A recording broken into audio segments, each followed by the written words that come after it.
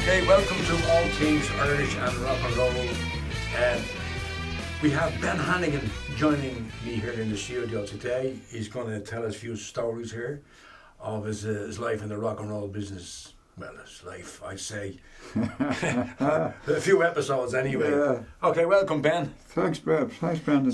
Thanks, Terry. Sorry. Terry Wogan, isn't it? No? It's Brandon. Okay, Brandon. Yeah, it's great to see you, man. Yeah. So you asked me there, how did I start in the business? I didn't ask you fucking yet. Go on, this is going to go out. So just to feel... Yeah, okay, yeah. Just to feel relaxed, Ben, you know. Yeah. You just made the bollocks of it already, you know. Right, okay, go Anyway. ahead. Yeah, okay. So anyway, I'm going to do that again, you know. Yeah. Welcome to All Things Irish and Rock and Roll. Today we're joined by Ben Hannigan, the legendary Ben Hannigan in the studio, which has been on the Irish rock scene since I was a child. I'm not 72 now. Anyway, here's the picture of Dorian Gray, and you know, so and like we start off generally like, how did you get into the rock and roll business? I was working as a jeweller down Moor Lane, and there was a friend of mine, Paul, who worked with me, Paul Kelly. He was a bass player, and he told me that his brother was a guitarist, you know.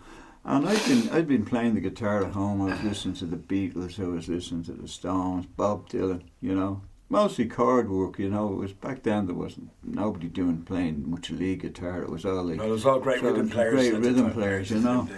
So I was just studying all the chords and stuff, you know. Yeah.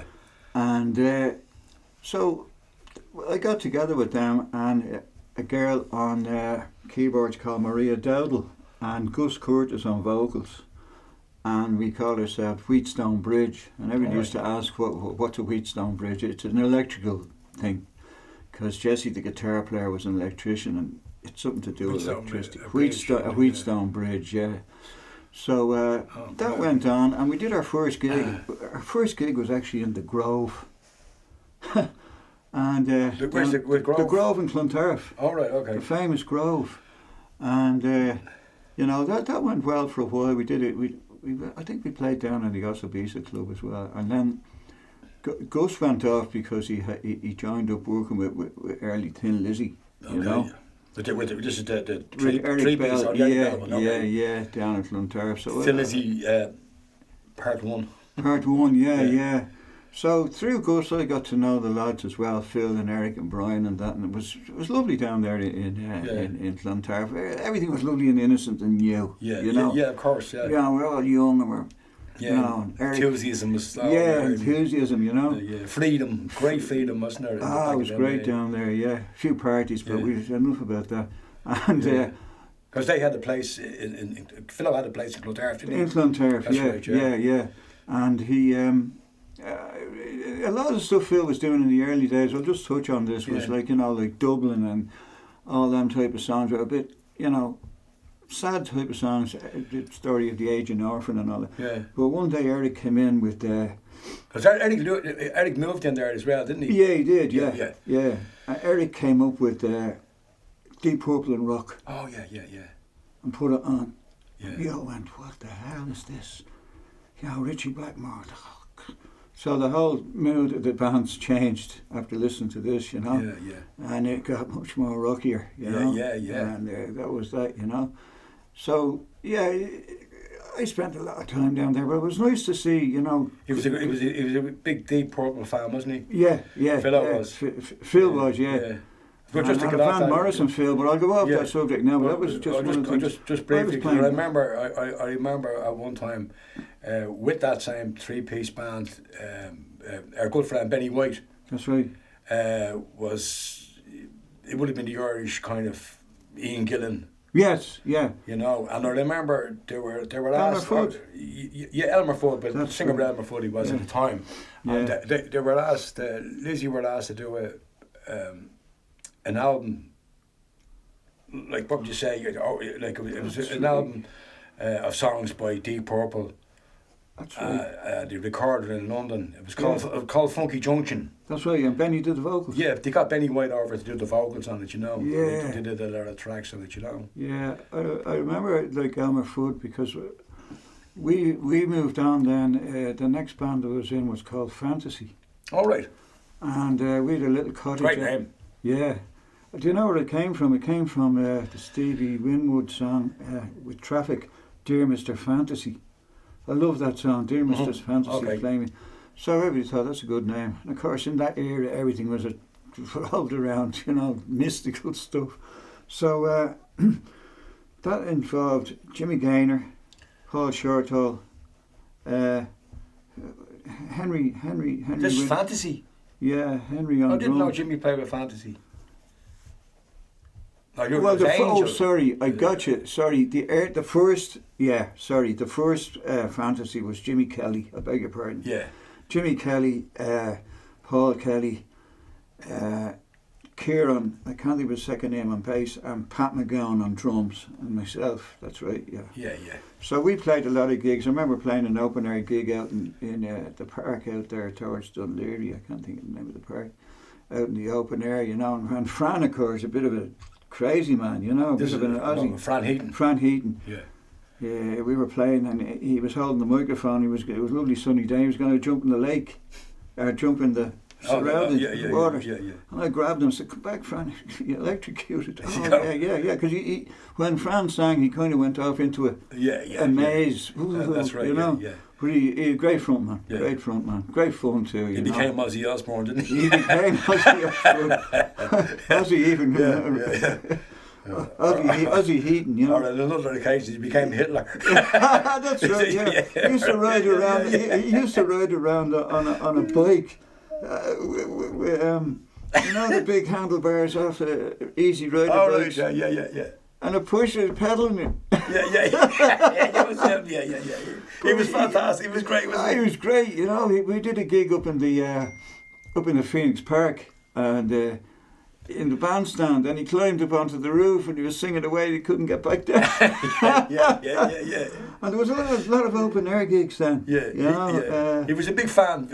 He was a big fan of the band The Sweet, wasn't he? The Sweet, yeah. You know, Well, he was into like glam rock. That glam rock, that's the way we went with Fantasy a bit, you know. No, just a story about him. We used to have a little guy. I always remember. Oh yeah, Leo, that was him. Yeah, we used to go to Leo. Where's my on a Monday night? We used to go out to the meet in town or whatever, and we used to go to the television club. Do you remember that? That's right. Yeah, it was kind of a band's night out. That's right. Yeah, after the gigs. And he'd have little Leo with him, wouldn't he? And they'd be going down. The two of them be walking down on Collins Street, and then Fran's hair would be immaculate, and he'd be down to here like they singing out a Sweet. Do you remember? That's right. Yeah. And then he'd stop me go.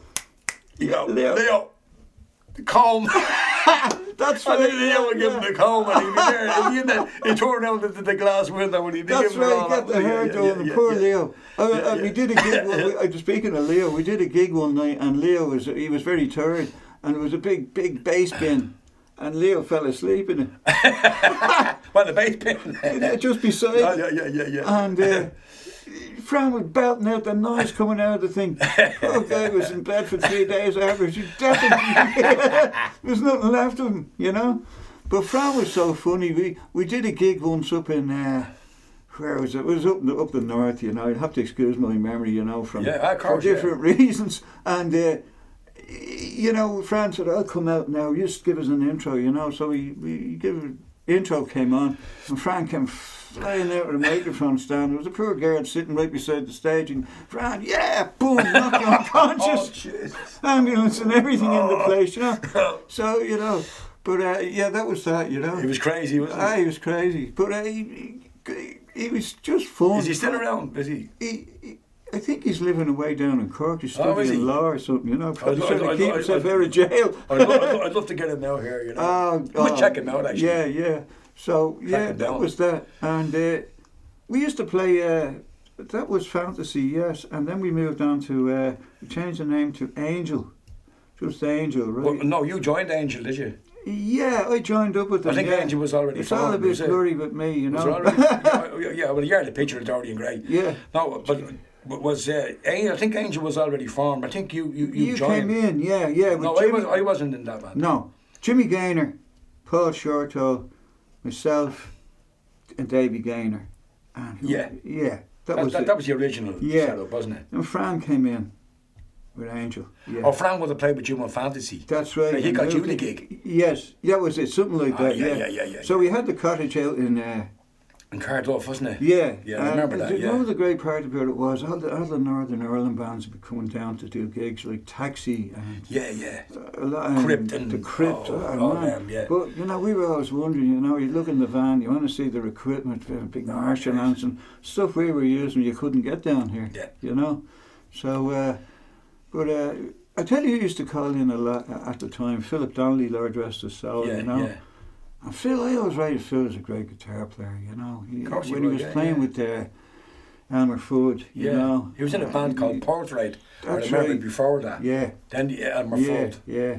Then he went off and he joined, he played with everybody, didn't he? That's right, Donovan, Donovan, the whole lot. He played like a lot of big American stars. stars. Yeah, he's a lovely country style about him, you know. Yeah. But he with Elmer Fudd, he used to do a lot of mountain stuff, like Mississippi Queen. Oh, Leslie. Man, you know, he was great, you know. Yeah. So, of course, Jimmy was the main guitar player. I just played. Jimmy who? Jimmy Gaynor. No, I never heard of him. I don't know. Great player, you know. Yeah. Ask him, he'll tell you himself. Yeah. You know? So, you know, Philip would come down, and Philip, you know, I didn't know, I was just a strummer, you know, and Philip would come in and he'd say, Ben, here I show you this lick here, and he'd go, playing away, you know, say, do you know that lick, Ben? I'd say, of course I do, Phil, listen, I have to go for some smokes. I didn't have a clue what he was playing, you know.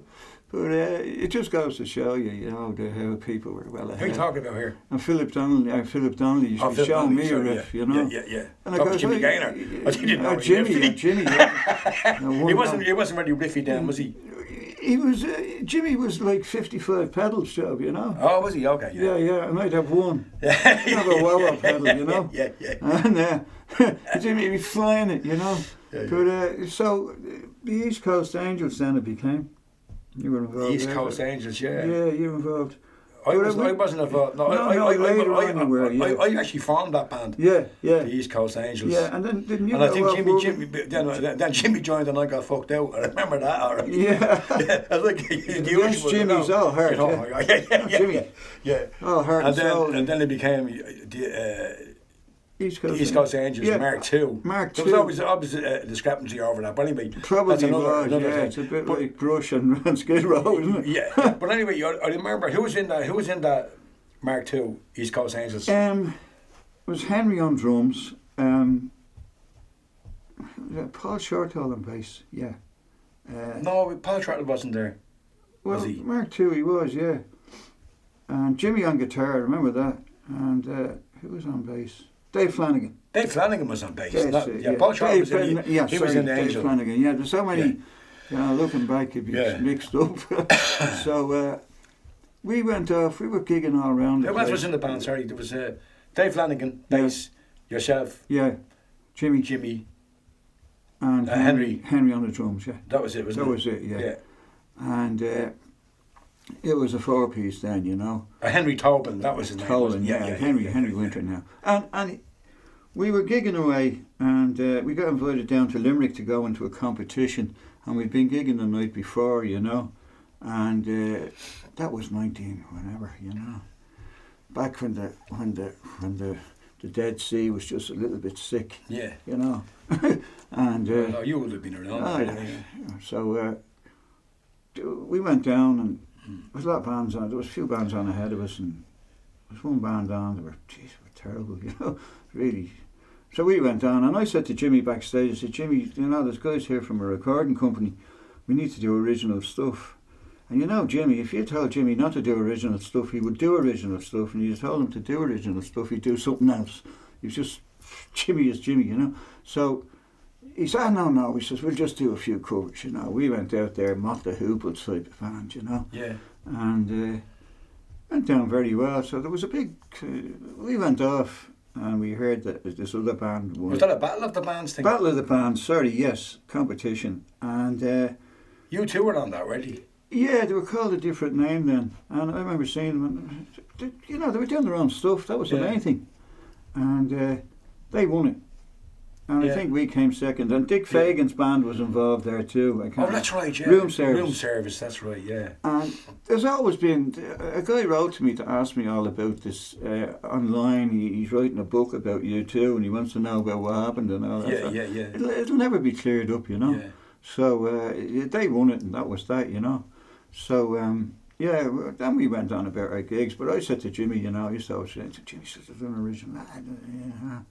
So it kind of, you know, faded out from there.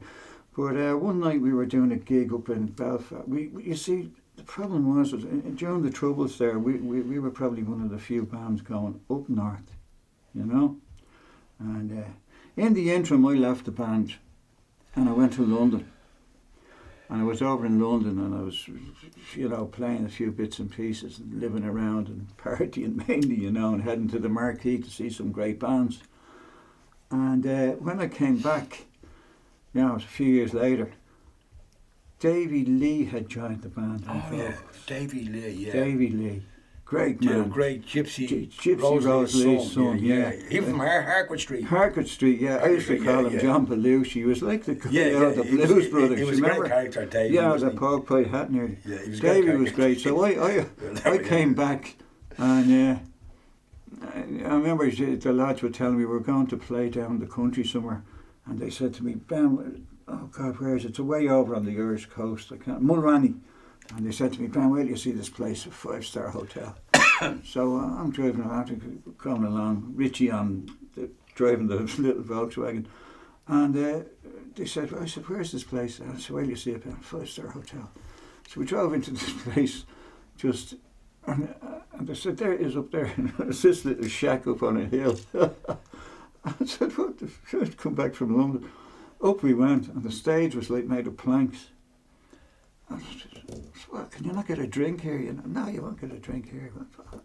Little old lady behind making tea and all this. What the hell? So we got up, and I said to the lads, "There's nobody here." Boom, 11 o'clock. Cars came from every direction. The place was packed. Yeah. Hopping. That was the country thing, yeah. Yeah, it was the country thing, yeah. So, but Davy, travelling around with Davy was the best crack. He was some crack character, wasn't he? He just, some of the stuff he got up to, I couldn't say. It wouldn't go out, you know. I was doing a gig out in somewhere, so with me, Brendan. And me and Dave went out the front, and we're playing, you know, rocking, and he was on the mic, and there was a bit of a runway, you know. And next minute, Davy says to me, "Oh, Ben," I says, "What?" "They're all laughing at me." And he threw the mic on the floor and ran off, got in his car and disappeared. That was the end of Davy. But before that, we released a couple of singles. Dave did one called Little Queenie. Oh, yeah. And Said If You Need Me. Yeah.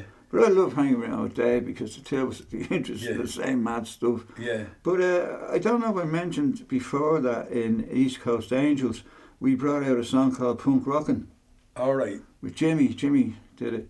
And He wrote it, did he? He wrote it, yeah. And I did the B-side, you know, Tonight's the Night. Yeah. But it went down well, you know, but I mean, we weren't a punk band. No. We were dressed like, you know, as I said, like Mott the Hoople or Bowie's band or something, you know, all the gear and all this. And we were doing a gig, out North County, Dublin somewhere. And a whole pile of punks showed up. Oh, they got badges and all. And here we are, dressed like the Swedes, you know, singing punk rocking. And they all started spitting at us and throwing cans of Coke over us and everything was... But one guy took a spit at Jimmy while he was doing his solo on it. And the spit hit the neck of the guitar and you couldn't hear anything. Just Oh, shorted it, did it? Yeah.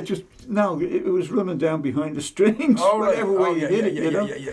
And Jimmy, he had no job. Yeah. But that sort of stuff, you know, we were... I don't know. I was only... I tell you, to be honest with you, Brendan, I was in the music business for the adventure. Yeah. And the lifestyle, you know. Yeah. I love the lifestyle of just getting up there, you know. Yeah. It wasn't about like learning loads of chords or doing anything for me. It was just learn the set and get on with it. Yeah. In the early days, I took lessons from Stanley McKee. You remember Stanley McKee? Stanley McKee, yeah, I do. He played with the Sand Show Band. That's right, yeah. He used to have a black Les Paul. That's right. He was a fabulous player. Oh, lovely player. guy as well. He lived from Raheen. He lived in the cottages there. Before his house. And I remember him, yeah. He showed me my first chords. I meant to mention that earlier. And he showed me, what he did was he showed me the first position of E, second position of E, and third position of E, which was like, you know, E and then a D shape up. And he made sure to show me some bar chords, because most people when they were teaching just show you the basics, you know. Chords, But that got me off on that. Mm-hmm. And then I started learning a little bit of lead, because you could combine from the first position, second position and third position, you could start. And that's the way I kind of got into the lead guitar, you know. Yeah. But then... you know, the East Coast Angels, we were going back to the East Coast Angels again and skipping around. We were up in Northern Ireland, and unfortunately, when I was in London, the Miami got killed, you know. It was horrible. I'd only met Tony Geraghty in the pub the Christmas before. And remember Tony was a lovely guy. I knew Tony, and I was home from London, and I was in Davy Burns. And I heard someone calling me, Ben. I'm looking around, places packed, I don't know who's calling me, and I seen this guy waving at me, and I said, who's that?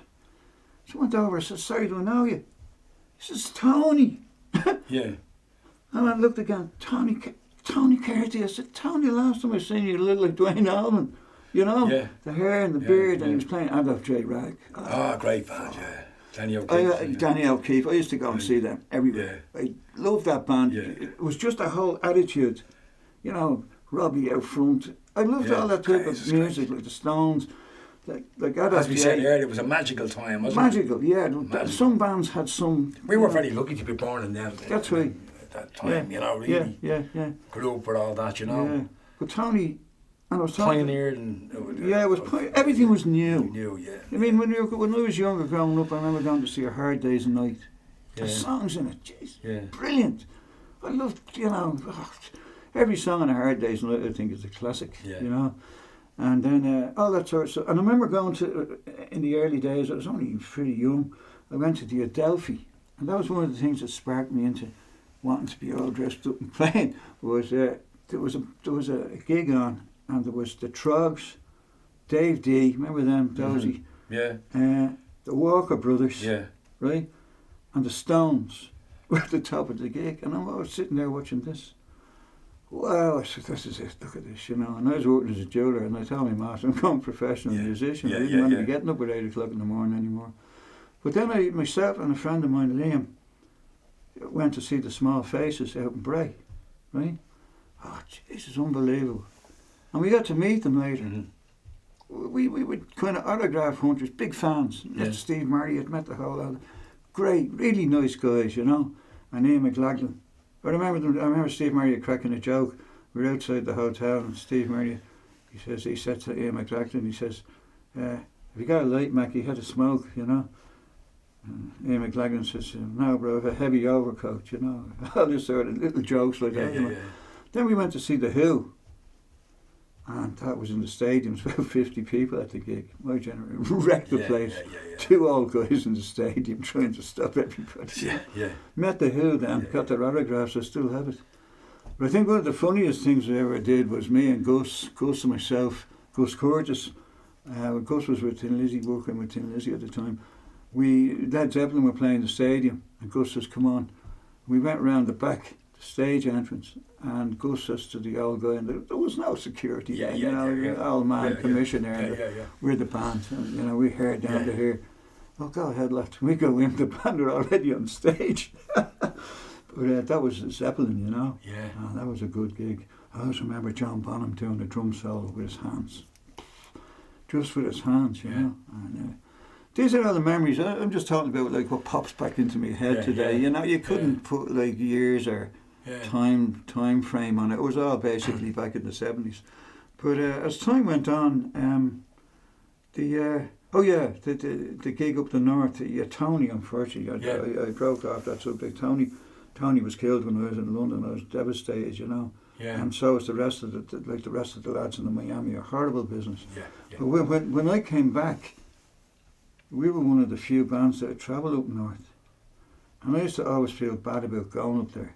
But the manager, who was up, Arthur Waters, I think it was, and Louis Walsh, and look, lads, you'll be all right, and go up. And I had this thing because I was devastated over what happened to Tony, and we were playing in this club on the Falls Road one time, and we went in, and I knew by the place. I won't mention the name of it because it's still there. Mention the name of it. Yeah, the Marty Forsyth Club. Yeah. And It happened. it happened to happen. So we went in, and Henry said to the guy, he said, look, there's only a tiny stage, where are we going to put our gear? And the guy immediately got very stroppy with him. Yeah. Like, all the other bands play here, you just do it. Don't be giving me any of your complaints, you see. So we went on, and they told me, they said, now lads, the British are watching this place. They're trying to close us down. No drinking after 11 o'clock. That bar shuts, there's no drink in the place. They're looking for an excuse, see somebody with a drink, boom. And okay, right. So it was a curtain by the stage. And we were playing away, and it was going okay. And I had about that much left in a pint glass. The whole place was closed. And I leaned over to pick it up. And as I put it to my mouth, I was grabbed by these guys. Kind of bouncers. I think they were just looking for an excuse. And they dragged me into a back room. And bet £7 down in the crowbar. Yeah. Oh, man. Bloody. I remember reading about that back in the day. I remember reading something about that. Henry got whacked as well. Yeah. The drummer. And Jimmy, I was dragged out the back, and I remember your man saying to me, and there was blood, I could feel the warm blood pouring down my head. Putting the money, he says, don't say we didn't pay him. Stuffed the money in my top pocket, and kicked me out through the fire doors, and I was lying in a pool of blood out the back. I thought I was dead, to be honest with you. So someone came round, I can't remember too much, I think the cops came around. But seemingly one of them pulled a gun on Jimmy, no, not on Jimmy, on Dave. The bass player. Yeah, Dave Hannigan. Jimmy, of course, legged it up the road out of the way, stayed out of it, completely smart man. So myself and Henry ended up in the Royal Victoria Hospital. Henry had his palate tooth knocked down, big black eye. I had 18 stitches down my head, and cracked bruised ribs, bandaged up and all, But there's always And then what happened to Dave Flanagan? Nothing happened to Dave. Dave was all right. He was okay. Dave and Jimmy were all right, and they got home. And so... I think you had a good side, man. Yeah, look at it. I'll give you the best side of it. You got the money, didn't you? I got the money, I told them I didn't get paid. They wouldn't pay me. No, I paid. I can't remember. But the strangest thing happened. I got the word back that... who was it told me? Dave Flanagan said to me. He said, you know why we got battered? I says, no, why? He says, remember after Henry spoke to your man about the stage being small and he got a bit iffy, Jimmy walked up to him and said, hold on a minute, says, where's Marty? I want to talk to Marty. The man says, well, Marty who's? Marty Forsyth. The man says, look, he says, can I with the gig? off out of here, right? And then now that weeks or two later, the whole penny dropped. What was it? The Marty Forsyth Club was called after an IRA volunteer who had been shot Oh, wow. about 6 months previous. Oh, no. And Jimmy's saying, can I speak to Marty? So you can imagine the insult that was, you know, and that's how we all got it, and Jimmy was gone. Yeah. Escaped the whole thing. So that was one adventure that I'd rather forget. But I used to like a drink and playing up the north. We were playing in Derry once, and it was in a place there was no drink, and of course I had a bit of a drinking drunk habit at the time. So I went down to this little pub down this hill, and it was lashing rain. And I went in, and of course I'm wearing a big parka jacket. The piano player stopped playing. Who's this? So I went in. There's 2 flagons of cider, big flagons you could get then, and I put them in each pocket. And I walked out, and as I was walking out, it was howling down rain and wind.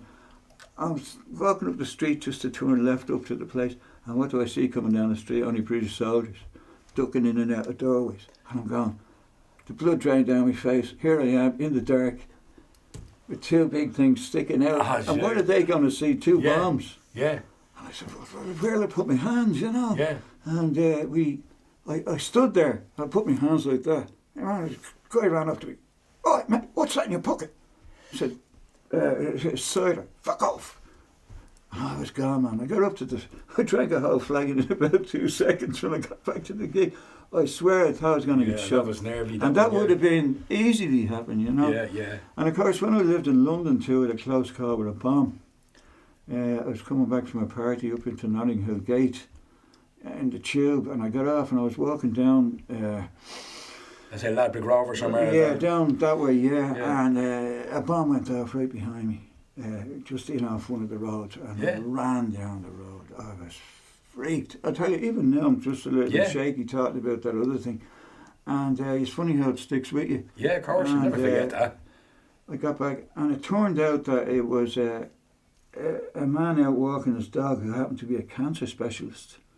And he was walking his dog, and they were in this off the main road, and there was a parcel under a car set there for some government guy. Yeah. And your man went over to have a look, and when he pulled it out, the whole thing, the idea was when the car drove off, and he was blown up in his dog. And so that sort of stuff. London was bad at the time, you know. And being Irish over there, we didn't help either. Well, I don't know. I lived in London. It was okay. I was there for 13 years now, and I have to say, like, I was South East London, and I just found the people brilliant, fabulous friends. Oh, great people. You know, I never had any issue. I love London, you know, but that was never. Kind of that was happening here and there, but it wasn't spoiling their lifestyle really. The music. Down Ladbroke Grove was great, you know. Lemmy used to be down there. And lots of people. I lived up in Holland Park, you know, in Norland Square, just off the avenue. Okay. And I got down. What's the football team down there? Who was it? Queen's Park Rangers. Queen's Park Rangers is there. Yeah. I couldn't afford. Chelsea. I couldn't afford to go up and see Spurs. You know. When did you come see Chelsea? I was in Chelsea's ground. When Spurs had come down to play Chelsea, QPR were in the first division and the Premier League, whatever it was called then. And I'd go down there because I couldn't have Spurs. It was too far away and it was also very expensive. Yeah. So that's how far back that goes, and Spurs is still crap. Yeah. No, they're doing all right. Yeah. But going back to the music, I moved on then to, let's see. What year are we in now? Oh, good question, Brent. Yeah. Late 70s. Late 70s. You played with me for a while, didn't you? I did, yeah. We were playing together. Oh, yes, we went. When was there one? That was another one up the north. Oh, Louis Walsh gave us a gig, and he said... that was up in Ballyliffin. Do you remember that? Yeah, and Rob couldn't make it. Rob Strong was to do the gig, was he? Yeah, he was, yeah. And Rob, he must have been fairly well known, but up here... Yeah, he was. He was well known then, yeah. And he was up a book somewhere else, you know. I think so, yeah. So we went up, and the guy came to the door, and... I remember going into the store. Was there little posters of Rob everywhere? Rob everywhere. And he says, "Are you Rob?" Yeah. One time. Oh, yeah. we went in. Who was on drums there? Gus drove us, I remember. Gus Curtis drove us up. Yeah. And drums, so we had a bloke on drums called Harpo. Harpo, yes. That was his, I always remember him. Yeah. So we went in. And who was playing bass? Can you remember? Oh man, he was left-handed bass player. Can't remember. I can't think of his name now at the moment. Yeah. The fog has come down again. So we got up and the place was packed and you were out front. One time, giving it loads. Hey man comes up, gives us some money. Thanks very much, Rob. Yeah, one time. Yeah. No, I said I went in to get paid. To get paid, yeah. And I said to myself, this is going to be a nightmare now. This guy's not going to pay me because Rob was supposed to do the gig. It just shows you, doesn't it? It just, these don't care. Like, went in and you goes, nice one, Rob, and there something to that effect. Yeah. There you go. We're out into the van, gone. The van break down on the way back, I think. Oh, don't Did know. it? Was that the one? Was that another time? I remember Paddy Mulligan that used to work with us. Paddy. We had that. Remember with the East Coast Danes? You remember this, Brandon? We had we were heading to Cork one time, and the van broke down. We had to get up. Paddy had us peeing into the water tank, into the. No, it wasn't. We were not on that. We're all up on the front with peeing. That would have been Angel. That wouldn't have been. Yeah. Paddy was. No, if that was Angel, he would have been. Was it? Yeah. Okay, but Paddy, that thing, he used to just keep it going. I think one of the funniest things that ever happened. I don't know if you were on this gig or not. We were playing a lunchtime gig over in Crosstown. And remember Blind Frank? Oh, yes, I do. Yeah. Blind Frank was doing the gig with us, support. And he said to Paddy, he says, I don't want you to bring me out onto the stage, It's low, And he says, could you walk out and tell me where the mic is? And Paddy went out, 1, 2, 3, 6 out, 3 across, you see. Well, I think Paddy had a few smokes and came back and said to Frank, gave him the measurements. I think he said to him 3 out, 6 across. And Frank went out, straight boom, smash into the crowd. Fell down, everybody helping him up, and I wasn't too happy. But Paddy was really apologetic. Totally apologetic. And we got him back to the little cottage that we used to have, you remember? And Paddy was so apologetic, and he said to him, hang on, Frank, you're staying with us now tonight, I'll look after you. He says, hang on a minute. He says, there's no bulb in that room, you won't be able to see it. And Frank, I can't believe and see it in any case. Paddy, I've never seen Paddy so shook up. But these are the little stories that I remember. I remember the college. The college was a great play out in Cardiff. Oh, Sowers, that's the one, Jeez, some great sessions out there. Oh, yeah, in the back room. Yeah. And little Willie in the shop next door. That's right, yeah. Hiya, lads. Yeah. A lot of bands used to drop in there, didn't they? Just a jam. The Method. Everyone, Jesus, I used to be, who's this, Actors and everyone. Yeah. It was like a little nightclub, wasn't it? It was a great place, Yeah. And the Moulin Rouge was where they all used to go to play. Yeah. And you remember Bernard McGarry? Bernard, of course I do. Bernard, Lord of Mercy. I remember Bernard from London. I only met him in London. He was a mate of yours. He was great. Another jeweller he was. He was. Me and Gus and him used to meet up in the days when we started out first. And but when Phil came on the scene, Phil Linnett came on. Phil, he loved the ladies, and of course Bernard. He always had Bernard with him. Bernard is a handsome. Jesus, he was great. Great looking bloke. God. Jesus, if he only was a musician, he would have been in it. He's too But he was a great character, he was. He was very funny. Funny guy. Oh, Jesus, great. I love Bernard. He's a lovely guy. Anytime you say to him something bad, great charisma, hadn't he? Huh? A great charisma. Oh, man, the way he used to dress. He made all his own clothes. He used to make our gear. Yeah. He made Lizzie's shirts. Did he, Yeah, the early days. It's great. All them cowboy type shirts. But I remember Gus saying something very funny to him. We were in the Bailey one night, and Phil of course had Bernard with him, for the Gus says, look at that. He says he has Bernard with him now to pull all the women, He says, and here we are, left with the dregs. Yes. I know that's not a very nice thing to Well, say. it is a show, But isn't it? there was a lot of humour back then. Yeah. I don't think people took Yeah. themselves so Yeah. bloody seriously. Yeah, yeah. Especially Phil. Phil was very funny. It wasn't as woke then, was it? No, it wasn't woke then. Yeah, I wish they'd go back to sleep. Wish you would. Idiots, you Yeah, know. you know. Well, Yeah, that's yeah. what I love Well, to. that's it. Leave them to it, you know. Yeah. Every cripple has his own way of walking, as That's somebody it, yeah, said. You know. yeah. But I think one of the funniest things, I'll just touch on this, was Phil. A lot of people didn't know his sense of humour, but he was upstairs. It was like good fellas all sitting around. And Phil's a master of ceremonies. He says, "Hey lads, did I ever tell you about the time I was a boxer?" We go, "What? You were a boxer?" He says, "Yeah, I was a boxer." And you know the way Phil spoke, "Yeah, man, you know." Man. He says, I was doing a bit of this, that, and the other boxing in the gym, and somebody says, "You're a big tall fella, you could do well, you know." He says, "I'll make this short." He says, "I got into the amateur ranks, you know." He says, "Of course, I was out to do the Muhammad Ali. I'm tall, you know. Tap, win on points." Yeah. He says, "Jeez," he says, "next thing I found myself up in the stadium in the interprovincials, right?" Yeah. We're all going, "What?" And he says, "There was a little guy across the way, me. The way Phil told it, it's not as funny as I'm telling you. Yeah. He says, he's sitting over there, a little midget type guy from Limerick." And I tell you, give him the jab and the, you know, win on points. He says, "Jesus," you know the way Phil spoke, the bleeding bell went. I hopped up, and before I even got out the stool, your man come at me like a windmill, right? And caught me on the chin. Yeah. And he says, "You know my chin?" And he says, "I didn't know what to do. I was seeing stairs." Yeah. He says, "So I started running." And he was running behind me, punching him on the back of the head. Yeah. And Lugs Brannigan come over. All right. "Yeah, break it, that. The winner here, you know." And he says, he came over to me, he says, "Dennis, you're a disgrace to the profession, you know. You'll never be back in the stadium again, you know." And Phil says, "Jess, that's funny." He says, "We're playing up there next week." yeah. He says, so I got the last laugh. But that was, I'll never forget that. And it was the way he told. You know, Phil had a great sense of humour. Yeah. He used to always say that to me. If you have a laugh and a sense of humour, you'll always be okay. So I'm going to ask God you. bless him, love him. So I'm going to ask you now. What are you?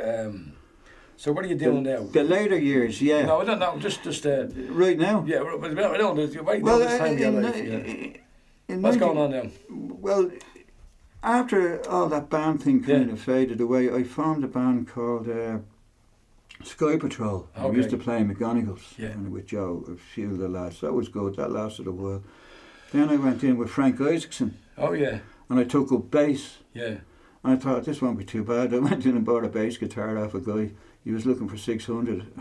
He was broke, and I brought me money in all in tenors, 250 quid. And he went, yeah, because he wanted to pay his rent. It was a lovely Fender jazz bass. Oh yeah, lovely. So I was with Frank, and Frank was showing me the bass, and I said, "Come on, Frank, show me something." You know, the first song he showed me on the bass was "Fools in Love" by Joe Jackson. Okay. One of the trickiest bass lines you can get. Yeah. Dum da do da do da do da. It goes against, and I'm going, what the hell, you know? Because I'm used to be playing rhythm.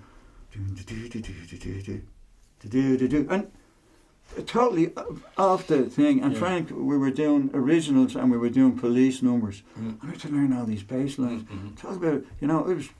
I thought bass, boom, boom, boom, boom. None of that. It was all technical. So I had to really work hard on it. And that was that band then with Ian Anderson on drums. And I remember we did a gig once and the guy wouldn't pay us because no one showed up. They put the poster up for the wrong times. And we robbed the whole back line of the whiskey and everything out of the back and put it in a flight case and took off because he wouldn't pay us. He never knew till the next day. Yeah. But in any case, that was another story. But then that was it. And my mum died in 1980, you know, and I took it pretty hard, you know. I kind of went off the scene then for a while. I used to go out to Gibney's and I was working at the bookies out there and I was drinking heavy. And, you know, the usual. And everything seemed to steamroll. The little bit of a habit I had for stuff steamrolled into hell. Yeah. I remember being once out there, I was drinking with Adam Clayton. Yeah. And Adam got off the booze and me and Adam were out the back and we were well out because he was drinking in the wine bar earlier. And Adam collapsed on the ground. It was a really warm day. And John Gibney came out and said, "Clayton, get up." He started kicking him. People were saying, "You can't be kicking him. That's a bass player there, you too." And of course, John was real tough. And I don't care who he is. I know who he is. Yeah, get him out. Two of the two of us out, you know, out in the street. And I know Adam, he gave up the booze. And I didn't. I gave up the booze in after going through hell, you know. Yeah, yeah, I of was course, married and all in '85, and It's the destroyer. it's destroyed me. Yeah, It's it's a combination you know, of I everything. understand. There was I mean, drugs again, involved. You know yeah, about it, well, yeah. I'm off for 11 years. It's an addiction, and it's yeah, horrible. it's It just, switches your whole brain. yeah, yeah. Well, I was in hell, and I finally got help in Yeah. 1996. There was a chap next door to me, an American, and Dolores knew that he was a non-drinker. And the funny thing is, I used to walk by his house at night, and I'd be, you know, drunk or whatever, and drinking cans and all this. And I'd look in, I'd see his lovely house and his lovely car, and I thought, how the hell has he got that and I've nothing? Yeah. You know, I'd kind of gone to the You'll never rock have bottom. nothing if you drink. No. Nothing. So eventually I hit the rock bottom, and Yeah. I threw a half bottle of vodka down the tire. I said, please, somebody help me. So Dolores brought me in to see him. I can't remember his name now, Joe Leaves, and it's that long ago. Say it's Dave. And he sat me down and he says, listen, Ben, he says, I haven't drank in 25 years. And I thought, holy God, you know, you're American. He says, I'm going to show you something. What stopped me drinking? And he pulled up a shirt. And he had all these marks all around here. I says, well, how'd you get them? He says, I was drunk, he says, and I started a fight with 6 Mexicans in a bar in New York. Got stabbed within an inch of my life. He says, I barely made it. Yeah. He says, never drank since. He says, so I had to go to AA, and he brought me into a meeting. I know this has nothing to do with the music, but there's a lot of friends of mine that have huge problems. Yeah. And I went in, and I sat there, and I was sitting on my hands, I was shaking so much, and I just stuck at it. I just stuck at it. Yeah. And you have to want to do it. That's it, you have to want it. Well, Yeah, no one else can really. No one can make it. People can advise you. No, you don't want to listen to that. You know, It's that's only all yourself can do it, Brandon. Only yourself can do it. Yeah. You know. But, yeah, that was a turning point. So I came back then and started playing a bit of two-piece work, you know. Yeah. And then I got together with Dick Fagan. And the funny thing is, I started to drive, learned to drive. I had a driving license, and I went out driving. People. It took me a good 5 years to get myself right. I went out driving for the disabled. Yeah. And did that. And then by accident, I picked up 2 girls, and they were looking for bus drivers. Yeah. This is funny. I thought, I'll have a go at this, you know. And I went off. Yeah.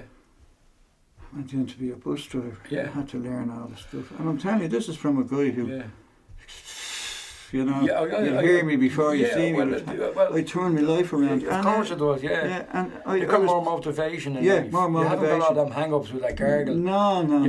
Where's your next drink coming from? Yeah, where's the money coming from? You know, you don't have all them problems anymore. Bills, forget them. Like getting rid of alcohol in your life, it just takes away all that negativity. Oh, it's a miracle. Yeah. I'd have to say, God. That was the best thing I ever done. Oh, it's a miracle, Brandon. There's no doubt about it. Somebody. I mean, I know people can go out and have a drink, and some can, but I could never. I couldn't do it either. I could never. I had to go the full hog. I was always drunk, you know. And people never knew that about me. It's a serious drug, alcohol, isn't it? It's a crazy. In the wrong hands, it is, Brandon. And publicans really are. They don't care. Glorified drug dealers. I mean, yeah. When I got sober and I was playing at a gig, I could spot an alcoholic a mile away. Yeah. He'd be the one giving it all this or falling down or whatever, and I could see myself nearly there, you know. But it's a progressive disease, Brandon, because you know, in the beginning I was okay and blah blah.